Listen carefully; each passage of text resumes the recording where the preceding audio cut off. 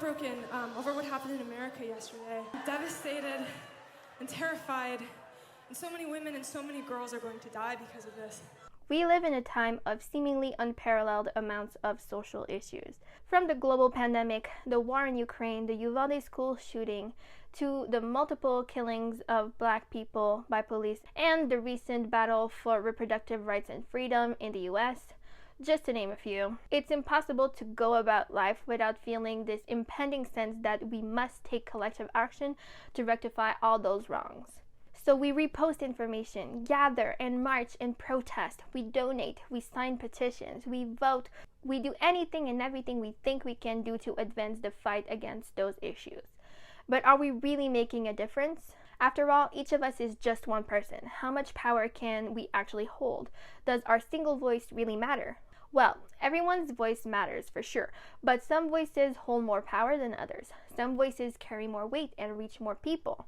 So, in today's video, I want to explore the power and responsibility influencers and celebrities have in regards to speaking up about social injustice and use their platform to affect change. I actually had another video planned for this week, but in the wake of the US Supreme Court's decision to overturn Roe v. Wade and effectively end people's right to safe abortion, it felt a bit tone deaf to release it, and this whole situation really stirred up a lot of thoughts in me I wanted to explore deeper, including the topics covered in today's video. In this new time of crisis, just as with the many other crises our world continuously faces, it's important to ask the right questions and to evaluate our own responsibility in fighting for the world we want to live in. Quick disclaimer, I probably won't be able to mention every single atrocity or struggle our world currently faces, and a lot of the examples that I will be using today will be US-centric, mostly because those are the issues most discussed by public figures, but I urge you to share the causes you care about along with resources on how to help in the comments below. Back to influencers for now.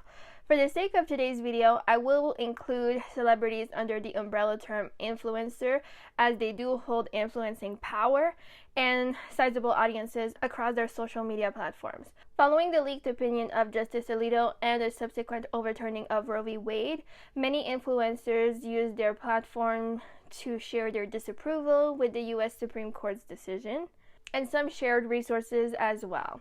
Notably, Phoebe Bridgers shared her own experience with abortion in the press and also shared her outrage during her Glastonbury set, shouting "F the Supreme Court." Who wants to say "F Supreme Court" on 3? 1, 2, 3.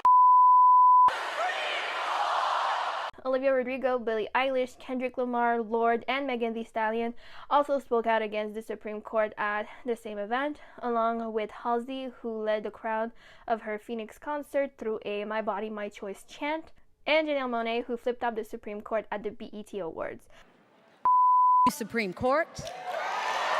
Other artists took to Twitter and Instagram with heartfelt messages, including Taylor Swift, Harry Styles, Pink, Vanessa Hudgens, Jamila Jamil, Sophia Bush, Danny DeVito, and countless others. The fact that the Supreme Court has taken away our constitutional right to abortion, giving politicians newfound power over our bodies and our choice. If you're upset by today, it means showing up at the polls for your local and state elections to make sure that the places you live in keep these rights in your state, since that's where the Supreme Court has deemed the power. It means getting out there and voting for Congress and Senate people who are going to fight for the issues you believe in. Guys, it's our bodies. No one should be able to make decisions over them but ourselves. Influencers like Drew Afualo, Eva Gutowski, Asia Jackson, Joe Portia, Lily Singh, and Leo Yu also shared their thoughts on the whole situation. Some simply reposted infographics and the viral Michelle Obama statement. Others shared longer responses criticizing the court's decision. So now let's get deeper into whether or not influencers and celebrities should use their platforms to spread awareness to important causes. There are so many reasons that could motivate someone with a platform to choose to use it to speak up on any given issue.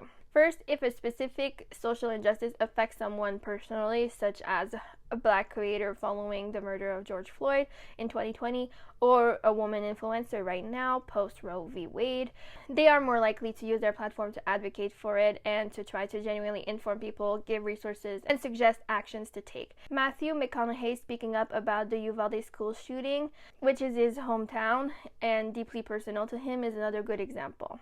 To make the loss of these lives matter. Camille and I came here to share my stories from my hometown, Uvalde. We came here to take meetings with elected officials on both sides of the aisle. We came here to speak to them, to speak with them, and to urge them to speak with each other. If they are simply trying to be an ally to a cause but don't necessarily have first-hand experience or knowledge, things can get a bit more complicated. Because we hold them to a certain standard of disseminating information, they may not feel qualified to really speak on specific issues.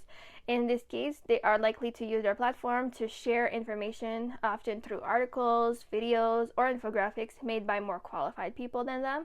They may share their opinions or feelings on the issues, though, through various short statements. Last week, a lot of people reshared Michelle Obama's "I am heartbroken" statement, or some infographic regarding the releasing of the Supreme Court's decision, often with short reactions such as a heartbroken emoji, "I can't believe this," "what the or something of the sort. Is this virtue signaling or genuine concern? I'm not here to debate if this is sufficient on their part, but feel free to share your feelings in the comments below. Another reason why influencers may use their platform to share information may be to not appear ignorant or simply to appear to care and avoid being called out for saying nothing.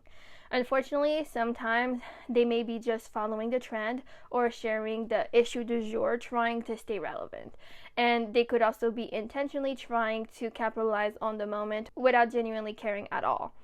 They may be reposting Michelle Obama's statement or a Blackout Tuesday square and then calling it quit as "that's enough activism for today." Even for something a bit more trivial like Will Smith and Chris Rock's incident at the Oscars a couple months back, despite the news being broadcasted everywhere and everyone speaking on it, I saw some people say things like, "Oh, you know, when Will Smith slapped that person, that comedian person, I don't even know his name." I mean, if you don't know the name of the victim, do you really think you should be speaking on this? Clearly, you don't care that much. You're trying to have an opinion because this is a viral cultural moment, but you actually don't know much about the story at all. Maybe you are capitalizing on that moment to try to stay relevant and play the algorithm. Regardless of their motives, the pressure to be apolitical on social media has shifted almost entirely since the 2016 elections and Trump's presidency. Influencers and casual users alike have felt increasingly compelled to pick a side in this time of extreme polarization. Following the beginning of a global pandemic killing millions and George Floyd being killed by police,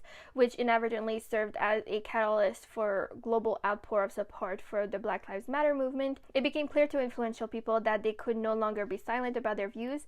Everyone was called to demand change and participate, use their voice for good. Although the circumstances of our world come with the expectation that public figures would take a stand for the important social issues, the expectations we have of their statements are not always clear. From the celebrities singing Imagine in quarantine to Annalyn McCord and John Cena's gauche attempts at speaking up on the invasion of Ukraine, influencers are quite aware of the opportunity cost of their public support. There seems to be a right way and a wrong way to demonstrate your support. There is clearly a divide between the intention behind a message and the impact of that message. Some well-intentioned statement will be construed as offensive, out of touch, or even antagonistic to some.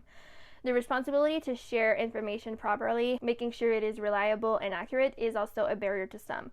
I made a whole video on misinformation a couple months back if you want to check it out after this. Because American politics are so divisive, it's hard for these influencers to speak up because they are scared to alienate their audience. They know some of their viewers and followers will be disagreeing with them no matter what their stance is. They will be criticized by some for not sharing enough information or resources, and they will be criticized by others for speaking up in the first place, being told it's not their job and it's not why people follow them for, or simply because people don't agree with them. It's hard for anyone who hasn't been immersed in a specific social issue to truly know what to say in a time of crisis. Most of us are doing our best trying to learn to inform ourselves, so it's important in my opinion that influencers acknowledge their limitations regarding these subject matters. Halsey put it simply in her Twitter statement last week. I know some of you look to my page for information or guidance, but I needed a little bit of time to speak to some people with more authority and experience than me and gather my thoughts. I don't want to just contribute to the antagonistic noise. The risks of saying something wrong and become a target of cancel culture cannot be understated. An example that comes to mind for me is when Millie Hill, a British author of birth education books, posted in the comments of a Facebook post challenging the term birthing person and saying that in that context the word women would be more appropriate. I won't go into too much details about whether or not people should be canceled for essentially not getting with the times fast enough as we evolve our vocabulary to be more inclusive and respectful of all, because that could be a whole video on its own. But suffice to say that this single comment sort of went viral in the birthing community and she got canceled quite fast. People burned her books, she got a slew of extreme bullying and death threats, and the organization she was affiliated with dropped her and she lost a sizable portion of her following. What was she left with in that moment though? The only supporters she had left were the people who agreed with her, people who believed women was the correct term. What happened after she lost everything except these people's support is that she essentially got radicalized into becoming a spokesperson for this anti-trans movement. Prior to that one comment, she had never voiced similar ideas regarding gender, but since then she has become an advocate for anti-gender inclusivity and constantly commenting on articles and sharing stories like Leah Thomas's, a trans woman competitive swimmer. I don't know if she always had such strong beliefs but kept them to herself, or if she got validated and encouraged to develop those beliefs by the only community that would stand behind her after cancel culture demonized her. Amanda Enzing, a beauty YouTuber, also got a ton of hate after publicly disclosing her support for Trump. Same with the LeBron family and their distasteful anti-abortion video, which I won't qualify as documentary even though that is how they marketed it as. They got so much backlash for their stance and lost a lot of support. When your beliefs aren't related to the content that you make and you share those beliefs, you risk losing a large portion of your audience simply because they don't agree with you. Sometimes sharing their opinions can be at the expense of their livelihood, and there can be some real consequences to not sharing the generally accepted public opinion. Content creators must evaluate the trade-off between their political activism and their viewer retention. They must consider the divisiveness of the issue and the degree to which their activism has the potential to antagonize followers with opposing views. Another factor to consider is the degree of activism they are engaged in. Are they simply reposting resources, sharing their thoughts, or even attending protests? A last aspect that will influence their viewer retention is the consistency of their activism, or how much of their original content is sacrificed, for lack of a better word, for activism. There is also a real possibility that speaking up on any issue publicly may result in a creator having issues with YouTube or Instagram's platform's policy. As Mia Mulder explained in her self-censorship video, certain topics deemed controversial by the platforms can lead creators to be discriminated against by the algorithm or shadow banned and even demonetized. It could also affect their relationships with advertisers and also affect their livelihood, leading them to self-censor and avoid speaking up on topics that could put them in unfavorable positions. Back to our main story. Some people use social media as a way to get information on current events, but others mostly turn to it as a place to get entertained. If people consume media for escapism purposes and not for educational purposes, is it fair that they don't want to see their favorite creators get political? Maybe. And maybe certain content creators don't want to dilute their content in a way. They don't want to distract from the work that they do. Lifestyle TikToker Maiden Tailored responded to a comment about her silence on the overturning of Roe v. Wade in a video that she has been deleted, saying, "I'm not going to use this platform in ways I don't feel comfortable using it. And if that's something you cannot respect, then I ask you to please unfollow my page." There is, after all, a certain pressure to stay in your lane or be willing to face potential retribution. With QAnon conspiracies and other forms of collective delusions spreading like wildfire on social media platforms, having influencers speak up about them, even if it's to expose themselves as believers of those conspiracies, can have a positive impact with people informing them and calling them out, although it could also mislead some of their more impressionable audiences and also cause harm. So should influencers speak up then? This is definitely not a black and white answer, but I believe they shouldn't be pressured to take a stance. It's unreasonable to expect public figures to be our sources of information, especially given the amount of education they have on these topics. They are not experts, but you could argue that it is their jobs technically. I mean, etymologically speaking, the word influencer means a person that has the ability to exert influence over others. So it would fit to ask of them to use the power of their influence to speak on important issues. They don't have to only be used to sell stuff. They can expand their recommendations to actions and resources regarding key issues. Because if public figures won't speak up and private citizens are too busy with their lives to engage in meaningful activism, who do we have left to advance those movements forward?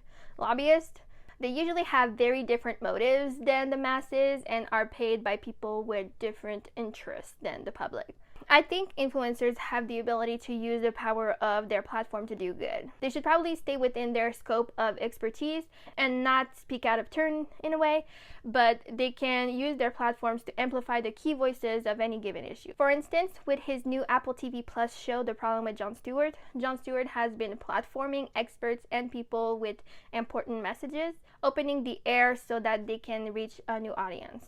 We have experts and activists with information and strong messages they want to share. We have people with platforms who have access to large-scale audiences. So why not combine efforts and help each other affect true change? I forgot to mention the Bands Off Our Bodies pledge celebrities signed following the leaked opinion from Alito. Planned Parenthood placed a full-page ad in the New York Times with the hashtag Bands Off Our Bodies ahead of the protests, and 160 celebrities signed their names to the message stating, "We are artists, creators, storytellers. We are the new generation stepping into power. Now we are being robbed of our power." And I also forgot to mention how movements like the hashtag YouKnowMe, which is a hashtag created for people to share their abortion stories, hashtag MeToo started by Toronto Burke survivors to share their sexual assault stories, and the hashtag I Had a Miscarriage, created by Jessica Zucker as a way to remove stigma from this all too often taboo experience. 1 in 3 women experiences are a good way to bring awareness to deeply personal issues, make it more personable, and create a sense of community in experiences that can otherwise be so isolating. Sharing your story can have a profound impact. Halsey also wrote this incredibly moving and powerful piece for Vogue as well, recounting her own experience with a life-saving abortion. At the same time, I think that celebrities and influencers showing even marginal interest in something without turning into full-on activists can still have an impact. Think of artists like Ariana Grande and Billie Eilish, both incredibly famous voices in our generation, if they just mention the fact that they are vegan. Without plastering their social media pages with vegan advocacy, it will still lead certain people in their following to look into it. Like, oh, if Ariana's doing it, let me try it out. Maybe it's a cool thing. It incentivizes people to try it too and allow it to become a socially acceptable thing in a way.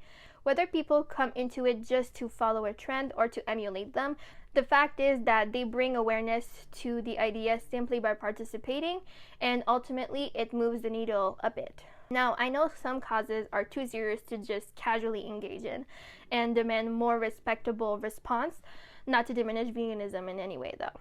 I think we can establish a sort of hierarchy of support. Outside the pyramid of activism, we have the people who actually don't care about the issue, the people who will never take a stance, or the people who are actively against it. Then on the bottom, we have the people who will reshare posts, ideally ones with resources and action steps for people wanting to get involved. Then you will have the people who make personal statements, as Michelle Obama did, or people like Taylor Swift, Vanessa Hudgens, Kim Kardashian, etc. Next, you will have people like Lizzo, who pledged to donate $1 million to Planned Parenthood, which was matched by Live Nation, or Rage Against the Machine, who committed to donate $500,000 to abortion funds and services. People who will actually do something, even if it's just monetarily. And at the very top, we have the real engaged activists, the ones that are in for the long haul, the ones who will stay committed to the movement longer than the social justice trend cycle will last, as Olivia Sun put it in a video of hers. I have to say, though, that in a time of crisis like following George Floyd's death, the day of the Ukraine invasion, or right after the Supreme Court's reversal of Roe, the least anyone can do is to be silent. This is not a day to casually post in your stories about your influencer stuff. Have the respect the crisis deserves to not dilute the gravity of the situation. It's incredibly tone deaf to me to see people like Tana Mongeau share 500 stories about her birthday, or Michelle Phan vlogging VidCon through her stories as the world grapples with their new reality. Have the decency to stay quiet if you don't have anything useful or positive to add to the situation. In a 2020 article for BuzzFeed News, Stephanie McNeil polled her followers on influencers' involvement in public politics. Although this isn't exactly a scientific measure, it gives us a sense of where people's heads are at. Of those surveyed, 81% said they have noticed when an influencer has ignored politics, the elections, Black Lives Matter, or COVID-19. 58% said they unfollowed someone because of this omission. A whopping 75% said that they had unfollowed an influencer after realizing they didn't agree with their political views, and 78% said they do not think an influencer can remain relevant while being completely apolitical and or avoiding discussing current events. Through my research, I did come across a lot of public figures speaking on the importance of using their platforms. So here are what a few influential figures' thoughts on using their platforms for good. But more than that, I realized that in addition to doing funny videos and entertaining videos, I could also use this global stage for good, to raise awareness for causes and maybe even empower LGBTQ+ voices. Even right now with what's going on with the Supreme Court, I feel like I know I did everything that I could possibly think of to try and help. I definitely feel that having this responsibility and this platform that I've been given, it was kind of trained in me to understand that I had a responsibility, but even when I can't say it myself, I gave my platform to so many other people because I was like, I can't speak on this. There are certain things I can't speak on, and I need the right people to say what is proper. And I can't just post a pic and say, I understand, I gotcha. Yeah. I think I'm going through an interesting phase where I used to be really vocal, online and stuff, and I've stopped because I just don't want to be right now, and I want to take care of my show. My show is not just me, it's 300 people under me or more, and I want to protect them. I don't want to put anybody in a position they don't want to be in, and as a Black woman, people have been expecting me to come on, give me your activist opinion. I don't really have one right now. I really don't, honestly. I'm not well versed, I'm not well read enough currently on some of the things that are going on to speak. So when I get asked by a reporter or something and in your opinion on I can't talk about, I don't know right now. I can direct you to some people who do.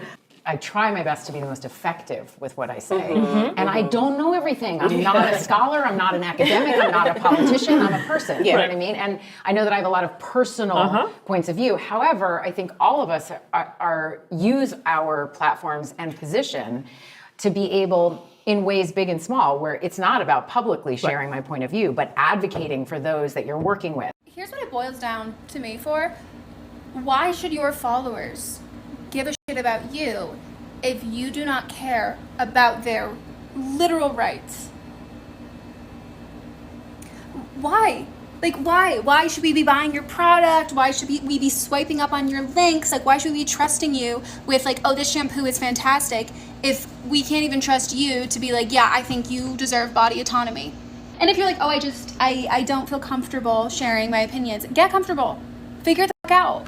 That's a privilege to just be I'm just gonna sit this one out, but swipe up for my Amazon favorites. Fuck off. Early examples of the power of social media to spread awareness can be seen through viral moments like the ALS Ice Bucket Challenge and the Coney 2012 campaign. Thanks, Khadija, for reminding me of this one. In the more recent years, people's growing need for and interest in short-form content and more digestible information, along with people's shrinking attention span, has led to the rise of Instagram infographics. Instagram infographics consist of 10 image carousels posts used by activists and educators as well as regular individuals as a means to inform viewers on a specific subject through a slideshow. The posts are usually eye-catching and aesthetically pleasing, featuring soft colors, bold text, and illustration. Their design may be reminiscent of some graphics used by brand advertisements, but rather than sell people products, they are used to advance moral causes. They may be a new way to bundle the news in a more accessible manner. In a world of increasingly high demand for instant gratification and fast access to information, Instagram infographics have a great power to quickly disseminate information and help educate people on issues that they don't have enough time or capacity to consume in other settings, but it also has the side effect of potentially oversimplifying issues and risk the spreading of misinformation.